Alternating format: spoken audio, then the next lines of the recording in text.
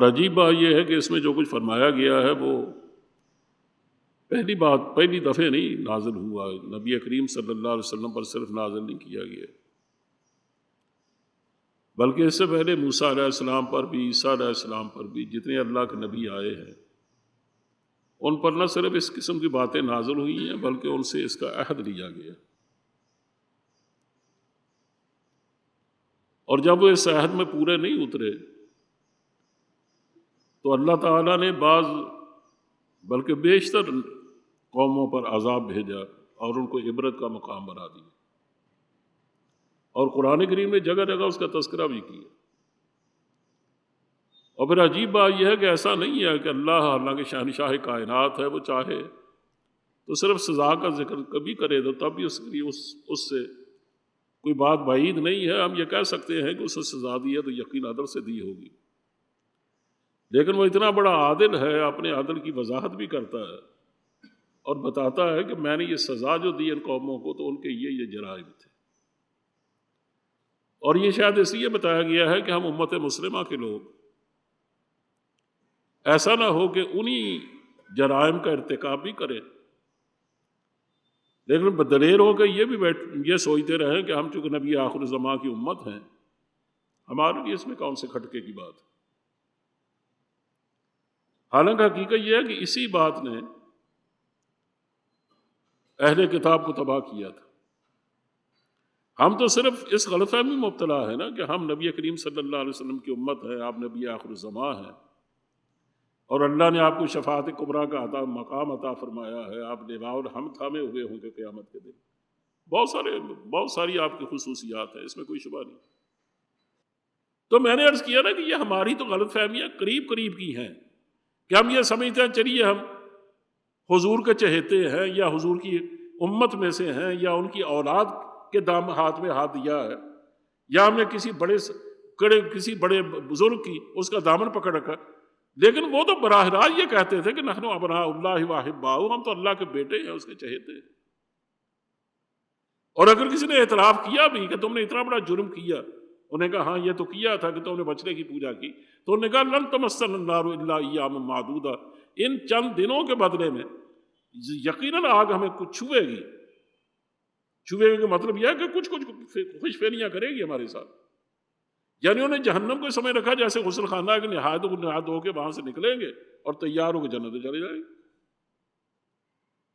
اس سے اندازہ کریں کہ کتنی بڑی بات ان سے کہی گئی اور وہ کتنے بڑے فریب میں مبتلا رہے، اور ہم سے بھی وہی باتیں کہی گئی ہیں جو ان سے کہی گئی، میں پہلے ان کا ذکر کر رہا ہوں۔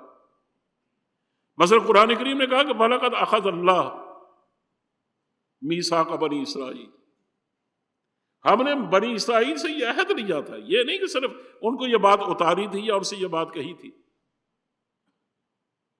اور عہد کیا لیا تھا کہ تم پر اللہ جو کچھ اتارے گا نا، یا جو کچھ اتار چکا ہے یا جو کچھ آئندہ اترے گا، تو تم نے پوری طرح ان کو لوگوں کو پڑھ کے سنانا ہے، اللہ کی آیات کو پڑھ کے سنانا، وَلَا تَكْتُمُونَهُ، اور دیکھنا اس کو چھپانا نہیں ہے۔ تمہارا کام یہ کہ اللہ کی آیات کو پڑھ کے سنانے کا مطلب کیا ہے کہ وہ اللہ کے فرامین ہیں، اس کے احکام ہیں، جب ان کو پڑھ کے سناؤ گے ان کو یقین آئے گا، تو اس کا دوسرا مرحلہ یقینا یہ ہوگا کہ جب اللہ ان کو اجتماعی زندگی عطا کرے گا تو اپنی اجتماعی زندگی میں اس کو نافذ کریں گے۔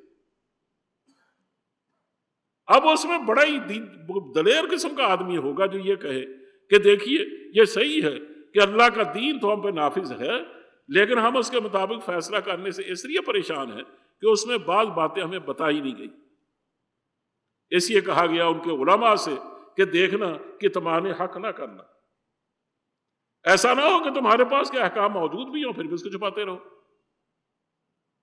لیکن تم نے یہ حرکت کی کہ فَنَبَذُوهُ وَرَاءَ ظُهُورِهِمْ،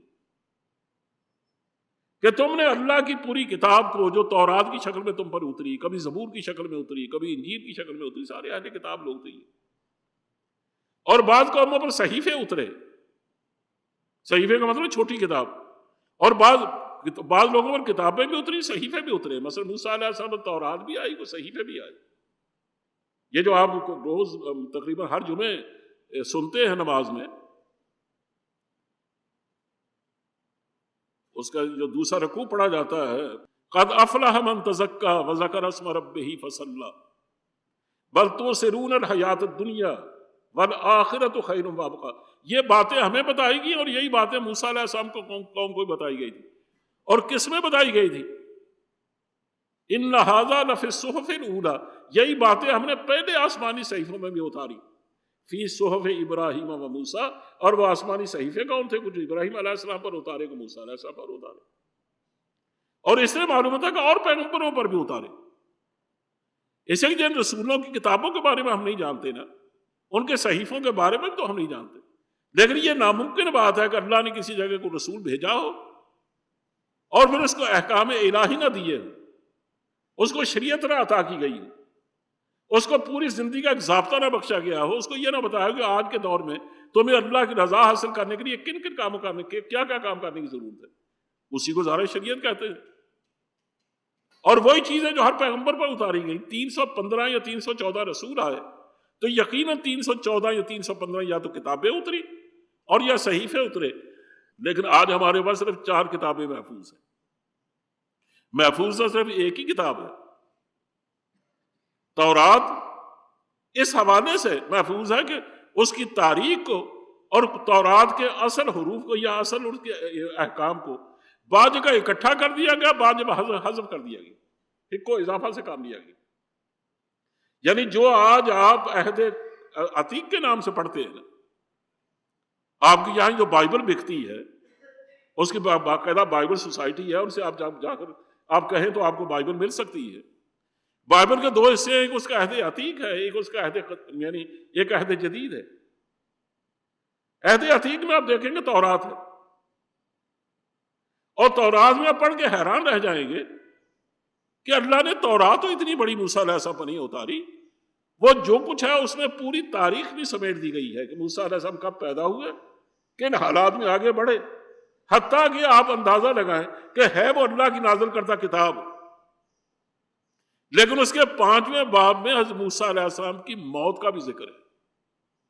اب بتائیے جس پر کتاب نازل ہوئی ہو اس کی موت کا ذکر ہو سکتا ہے؟ قرآن کریم حضور پر نازل ہوا، اس میں یہ تو ذکر آیا کہ آپ بھی انشاءاللہ ایک دن فوت ہو جائیں گے. آپ بھی صرف اللہ کے رسول بن کے آئے ہیں. وما محمد الا رسول قد خلت من قبلہ الرسل، اس سے پہلے بھی رسول گزر گئے، آپ بھی چلے جائیں گے. افإن مات أو قتل، امت سے کہا گیا اگر یہ وفات پا جائیں یا شہید کر دیے جائیں تو کیا تم دین چھوڑ دو گے؟ کہ اللہ کا دین تو ظاہر محفوظ رہے گا قیامت کا قرآن کریم کی شکل میں، اور حضرت صلی اللہ علیہ وسلم کے ارشادات، آپ کے اعمال، آپ کے قول اور اطوار اور آپ کے آداب زندگی کے حوالے سے. تو اس لیے حضور یہ تو کہا، یہ پیشگوئیاں تو کی گئی، لیکن یہ بات کہ حضور واقع انتقال فرما گئے اور آپ دفن کہاں ہوئے، آپ کی قبر کہاں ہے، وہ ہے یا نہیں، اس کا کوئی ذکر نہیں ہے قرآن کریم میں. اگر ہوتا تو ہم کبھی بھی یہ نہ سمجھتے کہ یہ قرآن اللہ کے رسول پہ نازل ہوا. لیکن آپ اندازہ فرمائیں کہ اس کا 5واں صحیفہ آج بھی اٹھا کے دیکھ لیجئے، اس میں اس بات کا ذکر ہے کہ حضرت موسیٰ علیہ السلام کوہ مواب پر انتقال ہوا ان کا. یہ فلسطین اور وادی سینا کے درمیان ایک پہاڑ ہے، کوہ مواب، اور اسی کے دامن میں آپ کو گاڑا گیا مطلب یہ کہ آپ کو دفن کیا گیا. اور یہ بھی اسی کتاب میں لکھا گیا کہ آج اتنا عرصہ گزر چکا ہے اس واقعے پر کہ لوگ اس قبر کو بھول چکے ہیں، کوئی نہیں جانتا کہ موسیٰ کی قبر کہاں. اندازہ لگائیے لوگ اپنے نبیوں کی قبروں کو بھولتے ہیں. نبی کریم صلی اللہ علیہ وسلم کو دنیا سے گئے ہوئے 1450 سال گزر گئے ہیں. 1450 سال تو کوئی بھی نہیں ہے. کیا کبھی بھی یہ امت کبھی بھولے گی حضرت صلی اللہ علیہ وسلم کے قبر اطہر کو، یا اس حادثے کو اور اس غم کے معاملے کو کبھی بھول سکتی ہے؟ ظاہر کبھی نہیں بھول سکتی.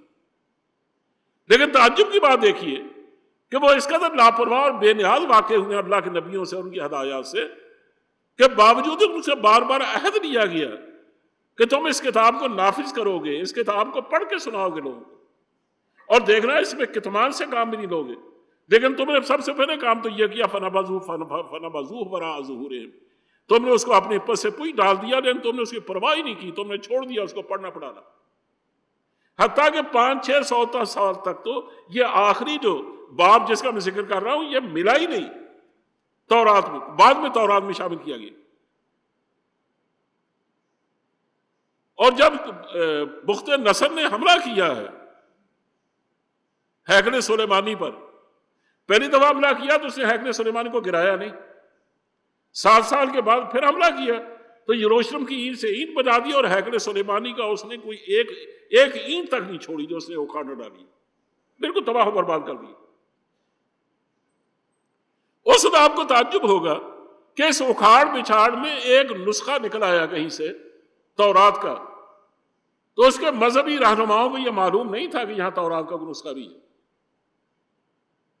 اس سے آپ ان کی بے نیازی ہے جو قرآن کہتا فَنَبَذُوهُ وَرَاءَ ظُهُورِهِمْ کہ انہوں نے پھینک دیا اس کو اپنے پشتوں کے پیچھے۔ اس کا مطلب یہ ہے کہ اس قدر وہ لاپرواہ ثابت ہوئے تھے کہ ان کو پتہ ہی نہیں کہ قرآن کریم کہاں ہے کہاں نہیں ہے، اور زبانی یاد ہونے کا سوال ہی پیدا نہیں ہوتا۔ کہا یہ سب کچھ انہوں نے کیا تو اس کے نتیجے میں اللہ کا عذاب ٹوٹا ان پر۔ عیسیٰ علیہ السلام آئے تب بھی عذاب کی شکل نہیں بدلی۔ کبھی عیسائیوں پر عذاب آیا، وہ اللہ کا گھر مسمار کیا گیا، جس کو بیت المقدس کہتے ہیں، اور اس کا اصل نام تو ہیکل سلیمانی تھا۔ اس وقت سے لے کر اس کے بعد ایک دفعہ حضرت عزیر علیہ السلام نے بنایا، لیکن اس کے بعد جب رومیوں نے اس کو تباہ کیا تو پھر آج تک وہ کبھی نہیں بن سکا۔ یہ جو آج جو مسجد اقصیٰ کا نام سنتے ہیں نا آپ، یہ اصل میں اللہ کا گھر، وہ اللہ کا گھر نہیں ہے جس کو ہیکل سلیمانی کہتے ہیں، وہ تو دنیا میں ہے ہی نہیں۔ البتہ اس کی جگہ موجود ہے، بیت المقدس سے پورے ایک شہر کا نام ہے، اور اس میں کئی گرجے ہیں، اور اس میں وہ جو اور مسجد اقصیٰ جو ہے وہ ولید بن عبد الملک کے زمانے میں بنی ہے، اس سے پہلے حضرت عمر فاروق نے اپنے زمانے میں وہاں ایک مسجد کھڑی کی تھی، وہ اصل میں جگہ ہے، اور اس کو آج تک بیت المقدس کے طور پر یا اللہ کے گھر کے طور پر ظاہر مسجد جو بھی ہوتی ہے وہ اللہ کا گھر تو ہوتا ہے، لیکن یہ چونکہ ٹھیک اس جگہ ہے نا، اس کا وہی مقام ہے جو ہیکل سلیمانی کا تھا۔ یہ بالکل ایسے ہی سمجھ لیجئے کہ آدم علیہ السلام نے سب سے پہلے اللہ کے گھر کو بنایا، یہ جس کو آپ بیت ابراہیمی یا بیت اللہ کہتے ہیں، طوفان نوح میں اٹھا لیا گیا، ایک وقت پر لمبا عرصہ گزرا، اس کے بعد حضرت ابراہیم علیہ السلام کو حکم ہوا کہ وہاں پہنچ کر آپ کا بیٹا جوان ہو گیا، اس کو سال لے اور اسے بطور ہیلپر کے کام لے اور اللہ کا گھر بنائے۔ چنانچہ اس وقت حضرت اسماعیل علیہ السلام اس قابل ہو چکے تھے، اور اس سے پہلے کا واقعہ گزر چکا تھا قربانی کا، اس لیے آپ کو بہت عزیز بھی تھے۔ تب اس وقت اللہ کا گھر بنایا گیا، اس کے بعد پھر اس کی دیواریں پھٹی، اس کو بنو جرم نے بنایا، پھر ایک دفعہ مسمار ہوا تو اس کے بعد اس کو عمالقہ نے بنایا، یعنی کتنی دفعہ وہ گھر اللہ کا گرتا رہا اور اس کی دوبارہ آبادی کے لیے انتظام ہوتا رہا۔ آخر میں قریش نے بنایا اس کو جبکہ سیلاب آیا اور اس کی دیواریں پھٹ گئیں، اور یہ نبی کریم صلی اللہ علیہ وسلم کو زمانے کی بات ہے جب آپ کی عمر 25 سال سے زیادہ نہیں تھی۔ انہوں نے اپنے اوپر پابندیاں لگائی اس لیے کہ وہ تھے تو بہت بگڑے ہوئے لوگ، لیکن اس میں کوئی شبہ نہیں کہ حلال و حرام کا امتیاز رکھتے تھے۔ بد نصیبی یہ ہے کہ ہم میں وہ بھی نہ رہا، حالانکہ ہم نبی آخر الزمان کی امت ہے، لیکن اس کے باوجود کس قدر اندھیر نگری ہے یہ جو آپ ہر سال قالین بچھواتے ہیں اپنی مسجدوں میں، قالین بچھوانے والے سے کبھی کسی مسجد والے نے پوچھا کہ یہ آپ کا حلال ہے کہ حرام؟ یہ کہاں سے آئی؟ رشوت لینے والے، غبن کرنے والے، تاوان میں پیسے وصول کرنے والے یہ مسجد بھی بنواتے ہیں، مسجدوں کو سجاتے بھی ہیں، اور بعد حضور کے نام پر میلاد کی محفلیں بھی رچاتے ہیں، اور بہت سارے لوگ ہیں کہ وہ اس طرح قالین بھی بچھواتے ہیں، لیکن وہ ظاہر ان مسجدوں میں بچھواتے ہیں جہاں پوچھ کچھ کوئی نہیں ہوتی۔ آپ کی مسجد میں میرے خیال بہت پوچھا جاتا ہوگا، یا بہت اچھے لوگ ہمیشہ اس کی خدمت کرتے ہوں، یعنی وہ جو ان میں ایک پایا جاتا تھا نا ایک شعور کہ دیکھنا ہم یہاں پیسے جب اکٹھے کیے تو کہا دیکھنا خبردار کوئی آدمی ان پیسوں میں سے چندہ نہ دے جس کے بارے میں شبہ ہے کہ آپ نے کسی حرام طریقے سے اسے کمایا۔ چنانچہ اس پابندی کے ساتھ جب پورے مکے والوں سے پیسے لیے گئے تو اتنا سرمایہ جمع نہ ہو سکا، کہ اللہ کا وہ گھر پوری طرح بن سکتا جو ابراہیم علیہ السلام نے بنایا تھا. چنانچہ اس میں چند کوتاہیاں رکھ کر یا کمیاں رکھ کر یہ گھر جو اب موجود ہے اس شکل میں بنایا گیا. پہلی کمزوری تو اس میں یہ کی گئی کہ آپ نے دیکھا وہاں حتیم نام کی ایک جگہ ہے. یہ حتیم چوگوشیا ایک حاشیہ کی شکل دے کر چار چوفیر سے اس کو دائیں جانب، یعنی اگر اس طرح منہ کر کے کھڑے ہوں تو اس کی دائیں جانب 5 فٹ کا تقریباً حاشیہ ہے. یہ جو حتیم ہے یہ شاید اللہ نے اس لیے باہر رکھا کہ یہ میرے اور آپ جیسے لوگوں کے لیے ہے کہ آپ شاید وہاں تو سربراہ مملکت تو اندر جاتے ہی ہیں، لیکن ہم عام لوگ تو نہیں جا سکتے. لیکن آپ جب بھی چاہیں کہ میں اللہ کے گھر میں جاؤں تو آپ حتیم کے اندر چلے جائیے، وہ بھی تو اللہ کا گھر ہے. یعنی اللہ کے گھر کا حصہ ہے، یہ الگ بات ہے، اس کے اوپر چھت نہیں ہے. لیکن اور دوسری تبدیلی یہ کی کہ دروازے 2 تھے، ایک آنے کا ایک جانے کا، انہیں صرف ایک دروازہ رکھا، اب دروازہ ایک ہی. اور تیسری تبدیلی یہ کی کہ دروازہ اتنا اونچا رکھا گیا کہ بغیر اجازت اندر نہ جا سکے کوئی. پہلے جو آتا تھا وہ اندر چلا جاتا تھا، نماز پڑھتا تھا اندر جا کر.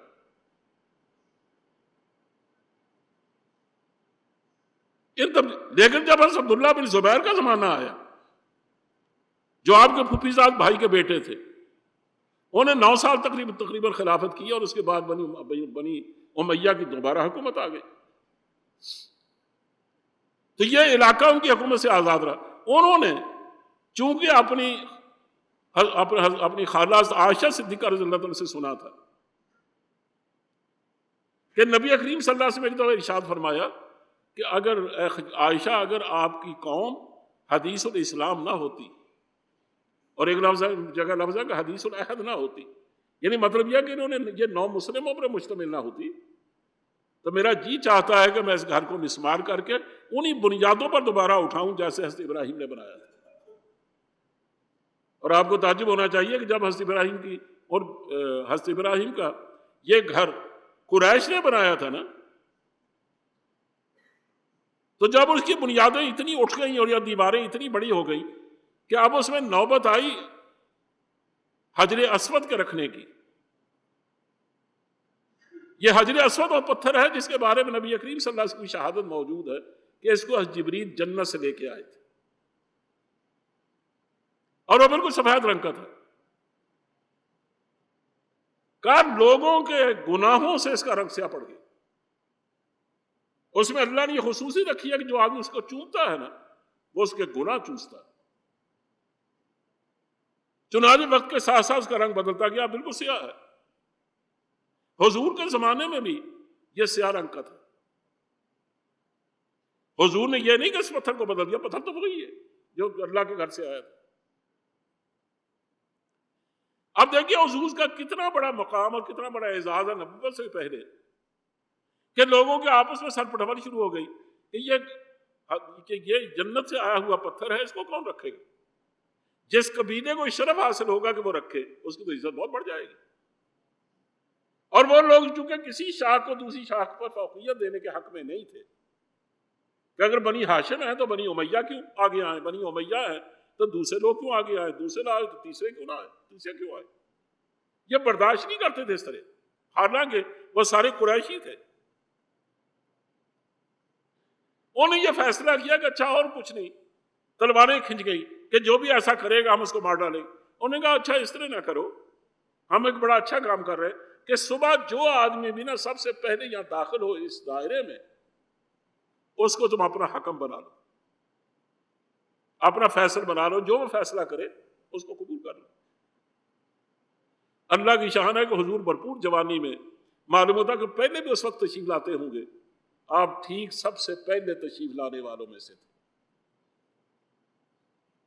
اب جیسے حضور کو دیکھا ان لوگوں نے تو انہوں نے کہا جال امین، امین آ گیا. کہا اور کیا چاہیے، یہ تو امین ہے، جا صادق سچا آدمی آ گیا، یہ فیصلہ کرے گا تو بہتر فیصلہ کرے گا اور ہم اس کے فیصلے میں بالکل راضی ہیں.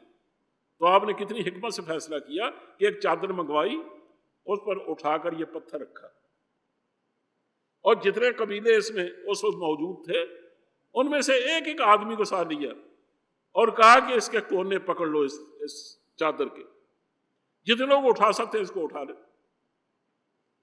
چنانچہ کئی سارے لوگوں نے مل کر ان کو اٹھایا، اوپر اٹھایا، حالانکہ اتنا وزنی نہیں تھا کہ اٹھایا نہ جا سکتا۔ مطلب یہ ہے کہ جس کو بھی اس تبرک کو حاصل کرنے کا موقع ملا اس نے تبرک سے حاصل فائدہ اٹھایا۔ چنانچہ نے اٹھا کر جب دیوار کے برابر کر دیا جہاں اس کو لگانا تھا تو حضور نے خود اٹھا کر دیوار کے اندر رکھ دیا۔ یہ لوگ مطمئن ہو گئے۔ اس کے بعد میں نے عرض کیا کہ عبداللہ بن زبیر کا زمانہ آیا تو انہوں نے باقاعدہ اس گھر کو گرایا اور دوبارہ انہی بنیادوں پر اٹھایا، حتیم اس میں شامل کر دیا، دروازے ایک کے بجائے دو رکھے اور دروازہ زمین کے برابر کیا، یعنی بالکل اسی شکل و صورت میں جیسے حضرت ابراہیم علیہ السلام نے بنایا تھا۔ جب بنی امیہ کی حکومت نے ان کو شہید کر ڈالا اور شہید کیا تھا حجاج بن یوسف نے جو گورنر تھا اسی علاقے کا، اور وہ ظالم لوگ تو ظاہر ہے کہ کس نے برداشت کر سکتے تھے کہ کوئی ایسا کام جو اس سے پہلے اپنے آپ کو خلیفۃ المسلمین کہتا تھا اس کے ہاتھوں کا کیا ہوا باقی رکھا جائے۔ حجاج نے سب سے پہلے آ کر یہ کام کیا کہ ہم یہ بالکل غلط کام کیا عبداللہ بن زبیر نے، ہم نے جس طرح حضور نے اللہ کے گھر کو چھوڑا تھا اپنے پیچھے، ہم بالکل انہی بنیادوں پر اس گھر کو اٹھا بنائیں گے۔ یہ تو غلط کام کیا انہوں نے۔ کب وہ اس روایت کا سہارا لیتے، ہم نہیں مانتے اس روایت کو۔ چنانچہ اللہ کے گھر کو گرایا اور انہیں حتیم کو باہر رکھا اور بالکل آج کی موجودہ شکل کے مطابق اس کو بنایا۔ جب ہارون رشید کا زمانہ آیا تو بنی عباس نے یہ خواہش کی کہ ہم اس کو گرا کر بالکل انہی بنیادوں پر اٹھائے جیسے عبداللہ بن زبیر نے بنایا تھا اور جیسے حضور چاہتے تھے۔ امام مالک زندہ تھے، انہیں فتویٰ جاری فرمایا تم مہربانی کرو اس کو بازیچہ اطفال نہ بناؤ، یہ حکمرانوں کا کھلونا نہیں ہے کہ جو حکمران آئے وہ اپنی مرضی مطابق توڑ ڈالے اور بنا ڈالے۔ کہا کوئی فرق نہیں پڑتا حتیم اندر ہے یا باہر، ہم ظاہر جب طواف کرتے ہیں تو اس کے اوپر کرتے ہیں، اس کے اندر ہو کے تو نہیں گزرتے، تو اس سے کوئی فرق، اور دروازہ ایک ہے یا دو، اس سے کیا فرق پڑتا ہے؟ کہا بالکل اگر نبی کریم صلی اللہ علیہ وسلم نے اسے برداشت کیا تھا اور حضور نے پسند فرمایا تھا تو حضور کی پسند کی ہمیں قدر ہونی چاہیے، اس لیے ہم اس کو کیوں بدلیں؟ اگر پہلے لوگوں نے بدلا تو انہیں برا نہیں کیا تھا، آپ لوگ کریں گے تو آپ برا کریں گے، اس لیے کہ یہ طریقہ نہیں ہے، اس لیے تو آنے والے لوگوں کو موقع ملتا رہے کہ جس کا جو جی چاہے گا پہلے حکومت کی مخالفت میں وہ نیا کام کرتا جائے۔ جیسے آپ نے نہیں دیکھا کہ پچھلی حکومت جب بدلتی ہے اس نے کئی نئے کام شروع کیے ہوئے ہوتے ہیں، نئی حکومت جب آتی ہے ان سب کاموں کو چھوڑ دیتی ہے، نیا کام شروع کر دیتی ہے۔ یہ حسد اور بغض اور رشک کی بیماریاں یہ پرانی چلی آ رہی ہیں۔ اس طرح سے اللہ کے یہ گھر میں بتا یہ رہا ہوں کہ جس طرح ہیکل سلیمانی نہیں رہا لیکن اس کی جگہ جو مسجدیں کھڑی ہیں، آپ ان کو یہ تو نہیں کہہ سکتے کہ یہ بیت المقدس ہے، البتہ یہ تو کہہ سکتے ہیں کہ یہ بھی اللہ کے گھر ہے، ان کا بھی ایک احترام ہے، اور یہی وجہ ہے کہ ان کے احترام کو اس اللہ کے گھر کو باقی رکھنے کے لیے جب اہل اردن نے بے پناہ قربانیاں دی، اس میں کوئی شبہ نہیں۔ انہیں بہت سارے صحابی اس کو ان کی فوج کو روکتے ہوئے کٹ مرے اور وہ نہیں چاہتے تھے کسی قیمت پر ان کو آگے بڑھنے کا موقع دیا جائے، لیکن آپ جانتے ہیں کہ بات طاقت ہی نہیں تھی۔ ایک سودا ہو چکا تھا، لمبی سازش تھی جس کا وہ حصہ بنے ہوئے تھے، اور میں اس کا کیا ذکر کروں، وہ ایک بڑی کہانی ہے کہ ہمارے ساتھ کیا کچھ ہوتا رہا۔ یعنی آپ اس کا کبھی کوئی جواب ڈھونڈیے نا، اور اس کا جواب نہیں ملتا تو اپنے دور میں ڈھونڈ لیجیے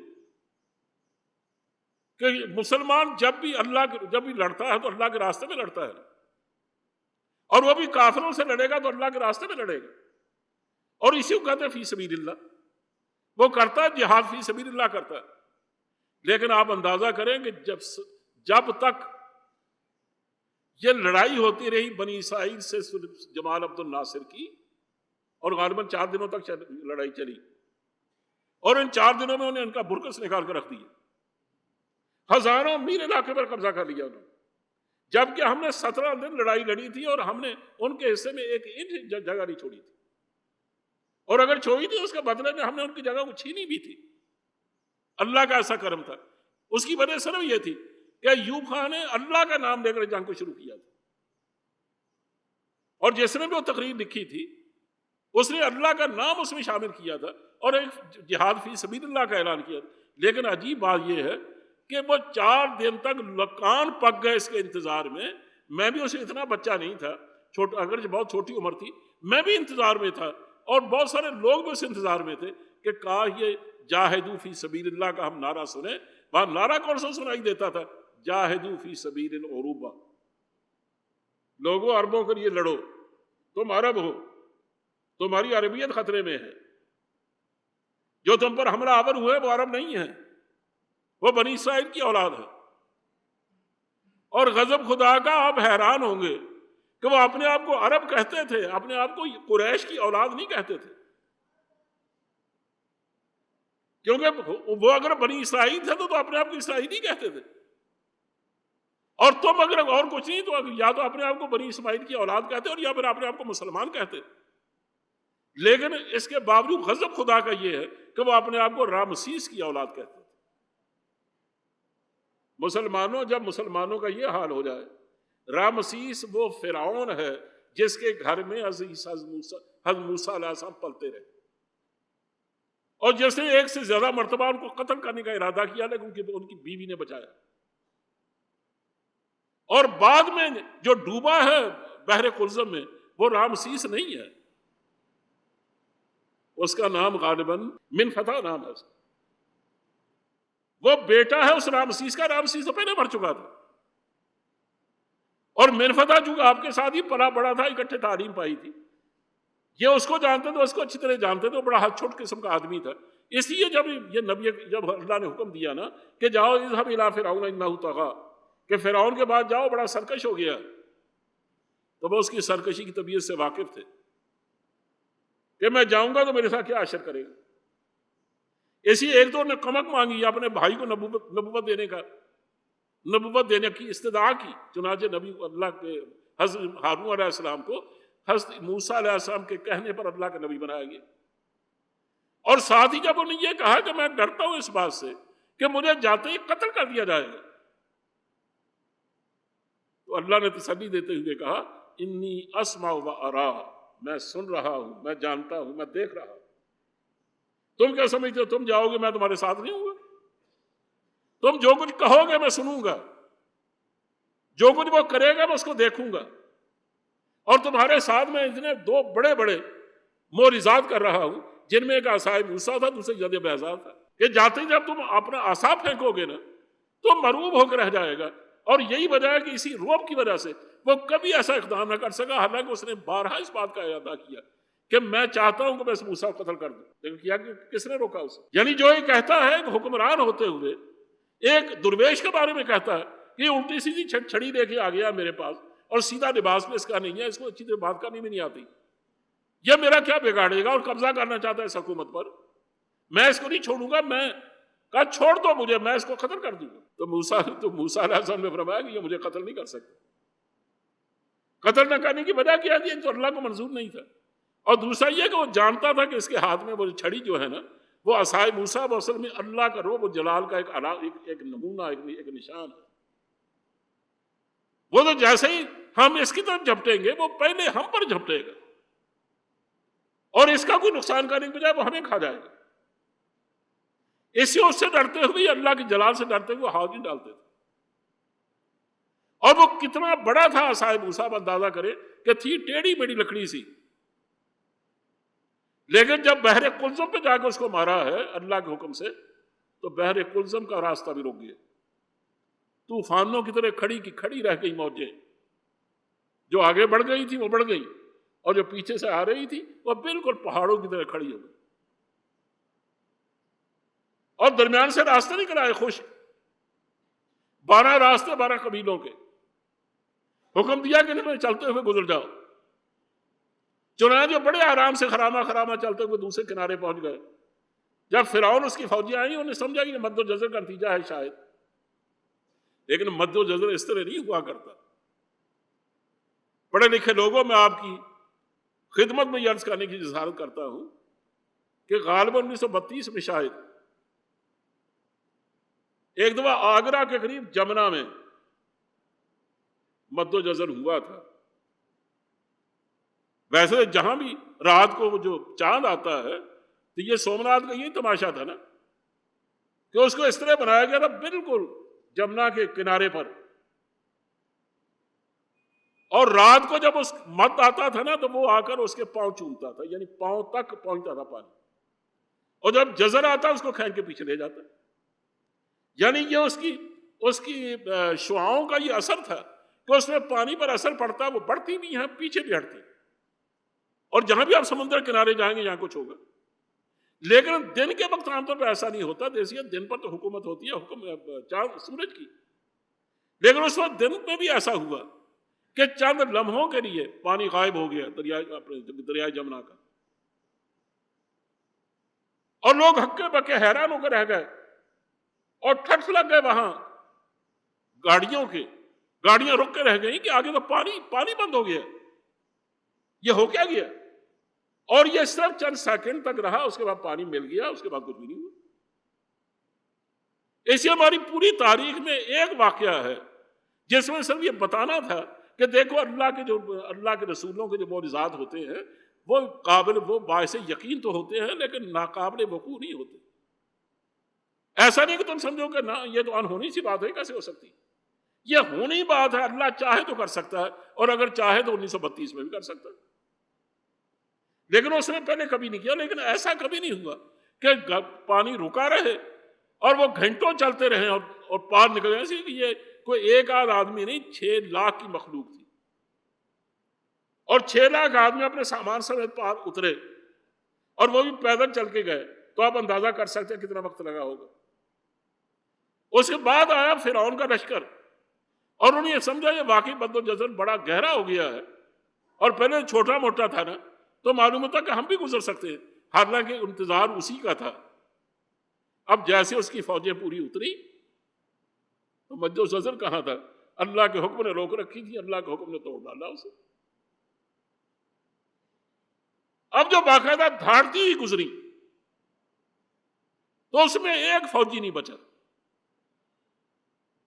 کہ جن فوجیوں کو اٹھا کے پٹکانا گیا ہو اور ان کی ہڈی پسلیاں توڑی گئی اور پھر اس کو پانی کھانا گیا، وہ بہ گیا ساتھ.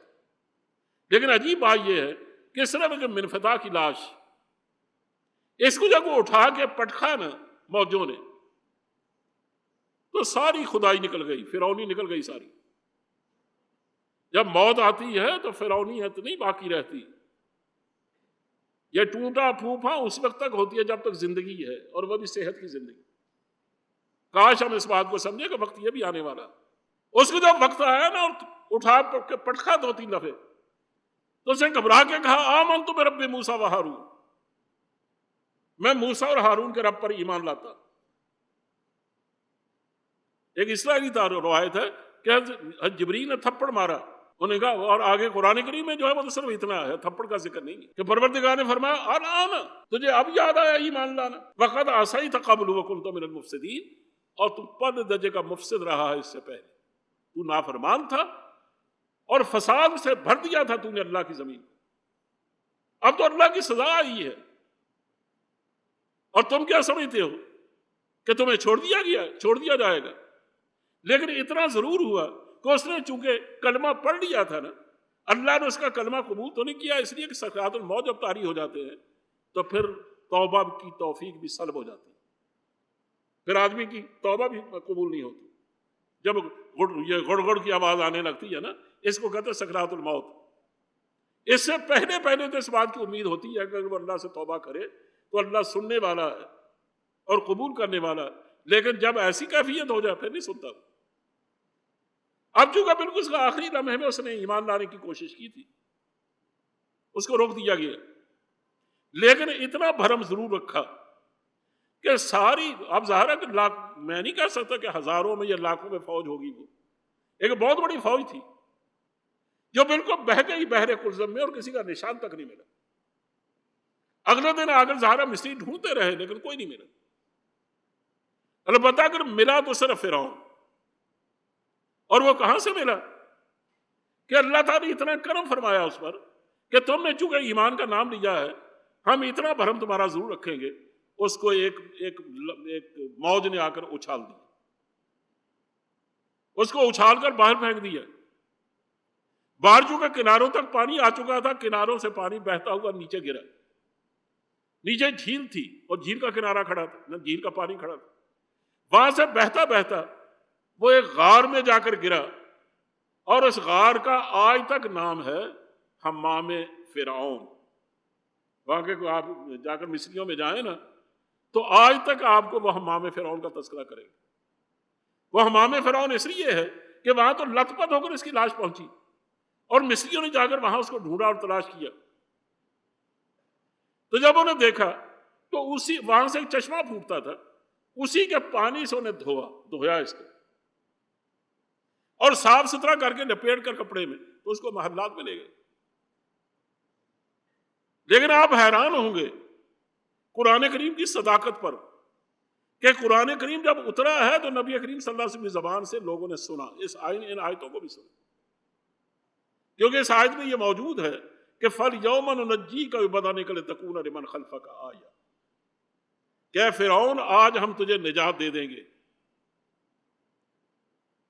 اور کس کو نجات دیں گے؟ تیرے بدن کو. فَالْيَوْمَ نُنَجِّيكَ بِبَدَنِكَ، تیرے بدن کو نجات دے. لِتَكُونَ لِمَنْ خَلْفَكَ آیَةً، تاکہ تو بعد کے آنے والوں کے لیے ایک عبرت بنا رہے. اب دیکھو آج تک اس کی لاش قاہرہ کے میوزیم میں آج تک اس کی لاش پڑی.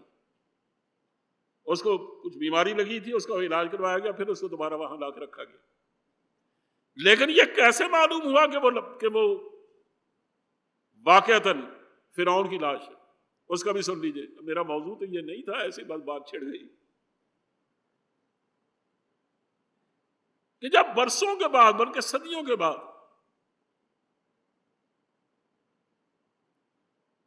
کھدائی شروع ہوئی اس علاقے کی جہاں فرعونہ مصر کی لاشیں رکھی جاتی تھی، چنانچہ جب ان میں سے کمرے کو کھولا گیا تو وہ یہ دیکھ کر حیران رہ گیا کہ باقی بھی لاشیں ملی فرعونہ مصر کی، اور وہ بالکل ٹھیک ٹھاک تھی. ان کے اوپر سے پٹیاں لپٹی ہوئی تھی.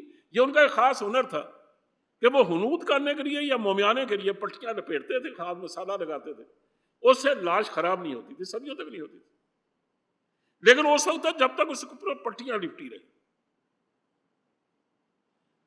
لیکن اس وقت فرانسیسی ٹیم تھی کہ اس میں مصری کو شامل تھے. ان کی حیرت کی انتہا نہ رہی کہ جب انہیں ایک لاش کو کھولا تو انہوں نے یہ دیکھا کہ اس کی پوری لاش پر نمک کی تہ جمی ہوئی. انہوں نے سوچا کہ باقی جو ہمیں ملی ہیں ڈیڈ باڈیاں، ان میں تو کسی میں نمک کا نشان بھی نہیں ہے. آخر جب اس پر پٹیاں لپٹی ہوئی تھی تو اس کے اندر تو نمک نہیں اتر سکتا تھا نا. نمک آیا تو آیا کہاں سے؟ یہ صحیح ہے کہ پانی سمندر کا نمکین ہے، لیکن وہ نمکین پانی پٹیوں کے اندر نہیں اثر کرتا، اس لیے اس کے اندر کہاں سے نمک کا پانی آ گیا؟ اور اس نے ظاہر ہے کہ نمک چھوڑ دیا، پانی نکل گیا. اور ساتھ ہی دیکھا کہ اس کی ناک پر ایک زخم کا نشان ہے، اور زخم کا نشان ہے کسی مچھلی کے کاٹنے کا. وہ فرانسیسیوں نے پوچھا کہ مصریوں تم کچھ جانتے ہو اس بات کو کہ کیا تم میں سے کوئی ایسا فرعون بھی گزرا ہے اسلام سے پہلے؟ ظاہرہ بہت پہلے کی باتیں ہیں کہ جس کی موت بحر قلزم میں آئی ہے یا کسی اور سمندر میں آئی ہے، اور اس کو کسی مچھلی نے کاٹا ہو اور وہ رہا ہو کچھ دیر تک اور پانی اس کے اندر سرایت کر گیا. انہوں نے کہا ہاں، تورات یا انجیل نے اس کا ذکر نہیں کیا، نہ زبور نے اس کا ذکر کیا. اور یہ ہمارے اہل کتاب بار بار تانا دیتے تھے مسلمانوں کو کہ دیکھو کہیں کسی لائبریری کی کسی کتاب میں اس کا ذکر تک نہیں ہے کہ کسی فرعون کو سمندر میں ڈبویا گیا اور وہ بچ گیا، پھر اور پھر اس کو بچا لیا گیا. یہ تم کیسے یہ بات کہتے ہو؟ قرآن کی میں یہ بات کہاں سے لی ہے؟ اس کا مطلب یہ کہ اللہ کے رسول نے سنی سنائی باتیں اس میں جمع کر دی. جب انہوں نے فرانسیسیوں کو یہ بتایا کہ ہاں ایک فرعون ہے جس کا قرآن ذکر کرتا ہے کہ اس کو بحر قلزم میں ڈبویا گیا تھا اور پھر اس کو اچھال دیا ایک موج نے، اور اللہ فرماتا کہ ہم نے پھر اس کو باقی رکھا بعد کے آنے والے لوگوں کے لیے عبرت کے طور پر، کا معلوم ہوتا یہ وہ فرعون ہے.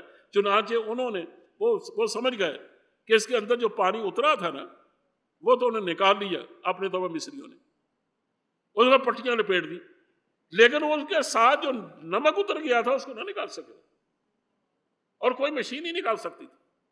وہ آہستہ آہستہ وہ اوپر آتا گیا اور پوری طے جم گئی، اور آج وہ دلیل بن گئی اس بات کی کہ واقعی یہ فرعون وہی ہے جو بحر قلزم میں غرق ہوا تھا۔ میرے بھائیوں، میں نے تو بات یہ شروع کی تھی کہ جس قوم نے بھی اللہ کی کتابوں کے ساتھ یہ حشر کیا ہے کہ جو آج ہم قرآن کریم کے ساتھ کر رہے ہیں وہ تو خیر آگے بات ہوگی، تو ان کا انجام اچھا نہیں ہوا، حتیٰ کہ ان کے فرائض بھی پانی میں ڈوب کے مرتے رہے، یا پھر قتل ہوتے رہے، یا وہ عذاب کا شکار ہوتے رہے۔ اس لیے میرے پہلے تو اصل میں تل کا عاد ان جہادو قوم عاد کی تاریخ تھی، لیکن اس تک میں پہنچ ہی نہیں سکا۔ اب آئندہ اگر اللہ نے موقع دیا تو پھر شاید میں اس پر بات کروں گا۔ اللہ اس کو قبول فرمائے۔ وآخر دعوانا ان الحمد للہ رب العالمین۔